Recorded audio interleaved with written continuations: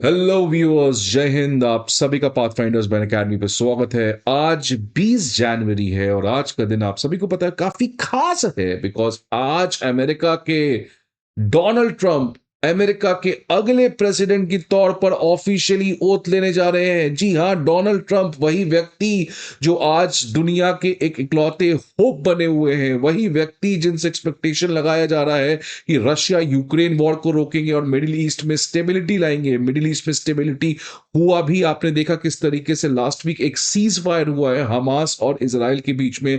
Russia Ukraine war का मामला अभी तक वो नहीं सुलटा पा रहे। इनफैक्ट उन्होंने वादा किया था कि वो जब प्रेसिडेंट की तरह चुन के आएंगे तो वो एक दिन में रोक देंगे। अब मुझे तो कल तक का वेट हो रहा है कि क्या मिस्टर ट्रंप इस पर्टिकुलर वॉर को रोक सकते हैं। बट उन सब चीजों के बारे में आज हमें डिस्कशन नहीं करना है। मिडिल ईस्ट और यूरोप में जो वॉर चल रहा है, आज एक बड़ा चीज के बारे में हमें बात करना है, वो है डीओजीई, डोज या डिपार्टमेंट ऑफ गवर्नमेंट एफिशिएंसी। ये वही डिपार्टमेंट है जो डोनाल्ड ट्रंप का एक ब्रेन चाइल्ड था, बिकॉज डोनाल्ड ट्रंप ने चाहते थे कि किस तरीके से America is back in the geopolitics. America's economy gets animal spirit और उसके लिए सरकार का कर्ज कम करना जरूरी था। इसलिए डोनाल्ड ट्रंप ने एक बहुत ही फ्यूचरिस्टिक डिपार्टमेंट बनाया था, डिपार्टमेंट ऑफ गवर्नमेंट एफिशिएंसी, जिसमें दो रिनाउंड एंटरप्रेन्योर्स अमेरिका के, एक तरफ विवेक रामास्वामी और दूसरी तरफ दुनिया के most successful capitalist Elon Musk, ये दोनों इस ग्रुप में शामिल थे। और इनका यही काम था कि सरकार के कर्ज को कैसे कम किया जाए सो दैट अर्थव्यवस्था इकोनॉमी की वापस से अपने उसी ऊंचाई पर पहुंचाया जा सके। लेकिन डोनाल्ड ट्रंप के ओथ लेने के पहले उनको एक बड़ा झटका लगा है कि उनका यही जो सबसे इंपॉर्टेंट पेट प्रोजेक्ट है डीओजीई, आज वो एक एग्जिस्टेंशियल क्राइसिस, आज वो एक बहुत बड़े क्राइसिस से गुजर रहा है। बिकॉज खबर ये आ रही है कि विवेक रामास्वामी जो एक इंपॉर्टेंट मेंबर थे, इनफैक्ट दो में से एक मेंबर यही थे, ये अब डीओजीई से एग्जिट करने जा रहे हैं बिकॉज ऑफ इंटरनल टेंशंस। अब प्रोबेबली सोर्स ये भी बताया जा रहा है कि ये जो टेंशंस है वो रामास्वामी का इलॉन मस्क के साथ हो रहा है। अब ये पूरा मसला है क्या एंड क्यों, ये हमें बताता है कि the world and also the people of America ये डोनाल्ड ट्रंप को ओवर एस्टिमेट ना करे, अंडर एस्टिमेट भी ना करे, लेकिन ओवर एस्टिमेट भी ना करे। बिकॉज आज America has to understand its reality that now we don't live in a unipolar world order। तो आप कहोगे ग्रीनलैंड ले लेंगे, पनामा के नाम ले लेंगे, ये ले लेंगे, वो ले लेंगे, इस तरीके से नहीं काम करता है बॉस। बट एनीवेज, आज हम लोग बात करेंगे ये डीओजी में चल क्या रहा है। न्यूज देखिए क्या रहा है कि Vivek Ramaswamy president elect Donald Trump के बहुत ही मनपसंद चॉइस थे, इसीलिए इनको एक बड़ा अपॉर्चुनिटी दिया गया था कि इलॉन मस्क के साथ मिलके सरकार के बाहर एक डिपार्टमेंट ऑफ गवर्नमेंट एफिशिएंसी बनाया गया था, जिसको ये दोनों मिलकर लीड करेंगे। लेकिन अब ये किसी भी समय इस डीओजीई के टास्क फोर्स से अपने आप को एग्जिट कर सकते हैं। ये जो डिपार्टमेंट ऑफ गवर्नमेंट एफिशिएंसी है, ये बहुत ही इंपॉर्टेंट डिपार्टमेंट है। बिकॉज जिस तरीके से अमेरिका का कर्ज बढ़ा है, अगर आप देखिएगा डेप्ट टू जीडीपी रेशियो जो 200% की तरफ बढ़ते हुए नजर आ रहा है, जिसकी वजह से इनफैक्ट इलॉन मस्क ने खुद भी कहा है कि अमेरिका जो है वो बैंकरप्सी की तरफ बढ़ रहा है। और अगर अमेरिका बैंकरप्ट होता है, कर्ज को नहीं चुका पाता है, तो इसका इंपैक्ट केवल अमेरिका में नहीं होगा, पूरे दुनिया में इसका इंपैक्ट देखने को मिल सकता है। अगर इस समय हम कर्ज की स्टेटस बात करें तो अमेरिका का नेशनल डेप्थ 36 ट्रिलियन डॉलर है और इनफैक्ट लास्ट ईयर ही 2 ट्रिलियन डॉलर बढ़ा है। अगर हम बात करें 2020 में, तो 2020 में इसकी कर्ज जो थी वो 5.7 ट्रिलियन डॉलर थी। सॉरी, 2020 में इसकी जो कर्ज थी वो 23.2 ट्रिलियन डॉलर थी, जो एक समय में 5.7 ट्रिलियन डॉलर कई साल पहले हुआ करती थी। मतलब एक तरीके से क्लियर है कि अमेरिका का जो कर्ज है वो रीसेंट टाइम्स में आप देखिए सिग्निफिकेंटली बढ़ा है। इसी चीज को रिजॉल्व करने के लिए डीओजी डीओजी करके एक डिपार्टमेंट बनाया गया, जिसको चलाने का रिस्पॉन्सिबिलिटी दो स्मार्ट एंटरप्रेन्योर्स इलॉन मस्क और विवेक रामास्वामी को दिया गया, सो दैट ये कैसे गवर्नमेंट के स्पेंडिंग को ऑप्टिमाइज कर सकते हैं और सरकार के चलाने को एफिशिएंट तरीके से किया जा सकता है, सो दैट कॉस्ट कटिंग का काम किया जा सके। अब आखिरकार ये जो ट्रम्प का सबसे इंपॉर्टेंट पेट प्रोजेक्ट था, ये क्यों क्राइसिस में हो गया, why Vivek Ramaswamy wants to exit out of the DOG, इन सभी चीजों को इस सेशन में हम लोग बात करेंगे स्टूडेंट्स। बट आप सभी के लिए एक बहुत इंपॉर्टेंट इंफॉर्मेशन कि अकेडमी आईएएस आप सभी के पढ़ाई को अपग्रेड करने के लिए, स्मार्ट करने के लिए और फास्ट ट्रैक करने के लिए एक बड़ा इनिशिएटिव 2025 में लेके आया है। Previous year questions, current affairs magazines और प्रीलिम्स मॉक टेस्ट, ये तीनों चीज आप में से सारे स्टूडेंट्स के लिए एक बहुत ही इंपॉर्टेंट पिलर है।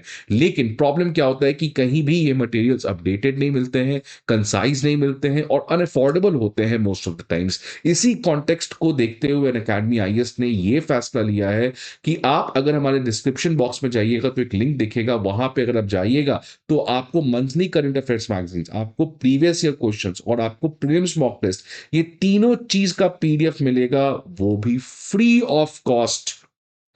ये एक बहुत बड़ा ऑफर अकेडमी आईएएस लेके आया आप स्टूडेंट्स के लिए। So please don't you waste your time, go to the description box, go to that link and then join the free PDF. ना हुआ क्या है कि एक रीजन तो ये लगाया जा रहा है कि इलॉन मस्क और विवेक रामास्वामी ये दोनों कभी आज तक एक साथ काम नहीं किए थे।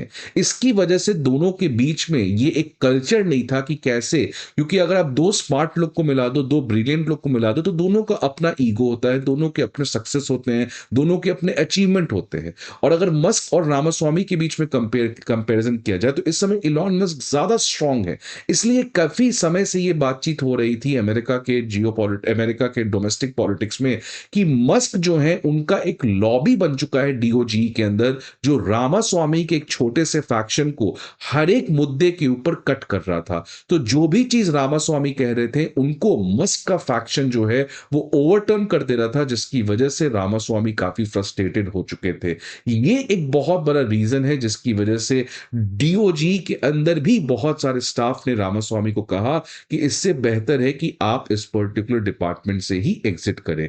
तो एक तो क्लियर कट है दो एंटरप्रेन्योर्स की अपनी राइवलरी, जिसकी वजह से रामास्वामी को एग्जिट करना पड़ रहा है। दूसरा रीजन यह भी है कि रामास्वामी क्योंकि डीओजी के अंदर काम नहीं कर पा रहे थे, तो उनका कहना था कि हमें अपने ग्रासरूट पॉलिटिक्स पे रखना पड़ेगा, वापस जाना पड़ेगा। बिकॉज आपको पता है रामास्वामी एक पॉलिटिशियन है, वो in fact grand old party Republican के प्रेसिडेंशियल कैंडिडेट की तरफ अपने आप को नॉमिनेट भी किए थे, आगे जाके वो वापस ले लिए।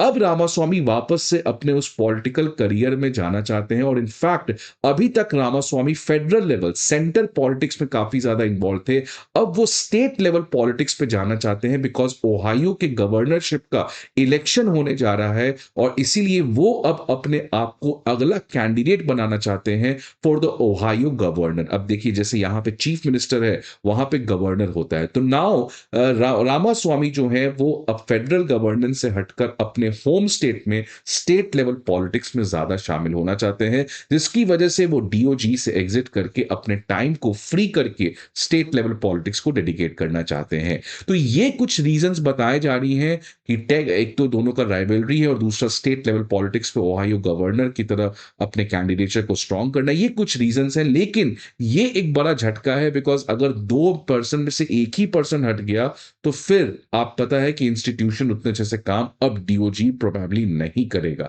लेकिन डोनाल्ड ट्रंप के पास एक और झटका आया था कुछ समय पहले, या कुछ और चैलेंजेस जो देखने को मिले हैं कि रशिया ईरान ने आपको पता है एक सिग्निफिकेंट पार्टनरशिप किया, इनफैक्ट मिलिट्री पार्टनरशिप किया, और जिस तरीके से ये ईरान, रशिया, नॉर्थ कोरिया इनका एक एक्सेस बनते हुए नजर आ रहा है, तो ये अमेरिका के लिए बहुत बड़ा चैलेंज होने वाला है बिकॉज यही अमेरिका रशिया को आइसोलेट करना चाहता था। लेकिन देखिए रशिया ने क्या किया, ईरान, नॉर्थ कोरिया के साथ तो दोस्ती बड़ा, ब्रिक्स का देखिए आप कैसे एक्सपेंशन हुआ। इनफैक्ट 2024 में जो कजान समिट हुआ था रशिया में, जहां पे ब्रिक्स का समिट था, आप देखिए कितने सारे ग्लोबल साउथ के लीडर्स आए थे।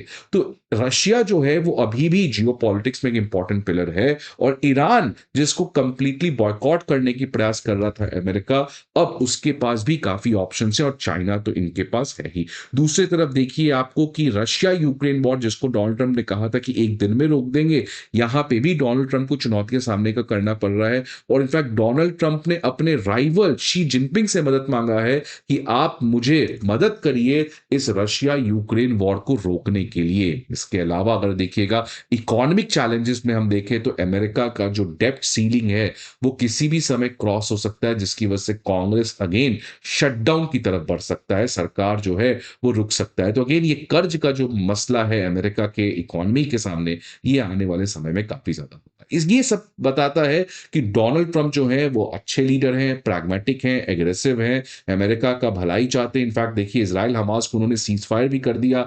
लेकिन एक सेक्शन ऐसा है जियो पॉलिटिक्स में जो बहुत ओवर एस्टिमेट कर रहा है डोनाल्ड ट्रंप को।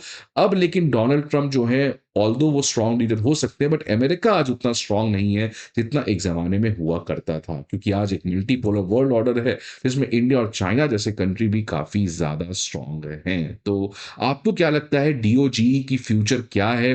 क्या डीओजी को बंद कर देना चाहिए या रामास्वामी को कंटिन्यू करना चाहिए? क्या इंडिया में भी we should get a such kind of department जहां पे हमें लैटरल एंट्री से बाहर के टैलेंटेड लोग को लाना चाहिए? आपके हिसाब से क्या व्यूज हैं? आप प्लीज इस कमेंट बॉक्स में बताएं। आई होप आपको ये वीडियो अच्छा लगा।